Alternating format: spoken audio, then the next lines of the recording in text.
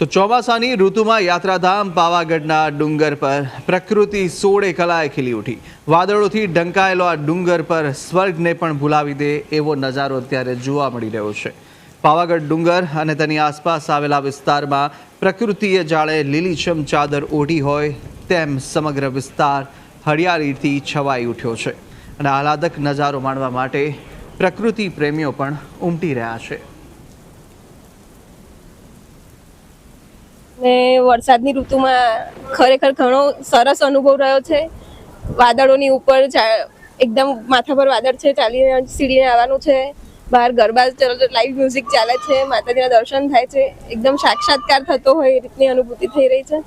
હું તો દરેકને કહું છું કે દરેકે આ સિઝનમાં એકવાર તો પાવાગઢ આવવું જ જોઈએ। और माता का दर्शन, माता ने हमको इधर बुलाया।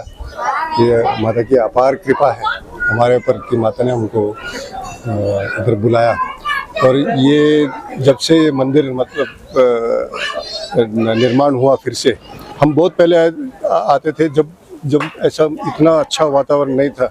ये हमारे माननीय प्रधानमंत्री की हम आभार व्यक्त करना चाहिए। सुप्रसिद्ध यात्राधाम पावागढ़ खाते ચોમાસા દરમિયાન એક હિલ સ્ટેશન જેવું વાતાવરણ જોવા મળતું હોય છે। ત્યારે આપણે સીધા દ્રશ્યોમાં બતાવવા માંગીશું કે આ પાવાગઢ મંદિર ઉપર જે ધજા છે તેઓ પણ જોઈ શકો છો કે એક વાદળના ચાદરમાં લપેટેલું દેખાય છે અને એક ખુશનુમા જે વાતાવરણ જોવા મળ્યું છે। અહીંયા મોટી સંખ્યામાં શ્રદ્ધાળુઓ ચોમાસાના આનંદ માટે લેવા માટે આવતા છે, દર્શન કરવા માટે આવતા છે અને ચોમાસામાં ખાસ કરીને જે અહીંનું જે વાતાવરણ છે તેની મજા માણવા આવતા હોય છે। આપ જોઈ શકો છો કે મોટી સંખ્યામાં જે યાત્રાળુઓ છે તે પોતાનો ફોટોગ્રાફ પણ કે અહીંયા મોબાઈલમાં લઈ રહ્યા છે। તેમજ કેટલાક દર્શનાર્થીઓ પોતાના મોબાઈલમાં ઘર બેઠા જેમના પરિવારને દર્શન પણ કરાવતા જોવા મળ્યા છે। ત્યારે કહી શકાય કે યાત્રાધામ પાવાગઢમાં એક ચોમાસા દરમિયાન જે વાતાવરણ જોવા મળતું હોય છે ત્યારે આ જે હિલ સ્ટેશન જેવું વાતાવરણ બીજે ક્યાં જોવા નથી મળતું અને એનો લાભ લેવા માટે દૂર દૂરથી અહીંયા યાત્રાળુઓ આવતા હોય છે।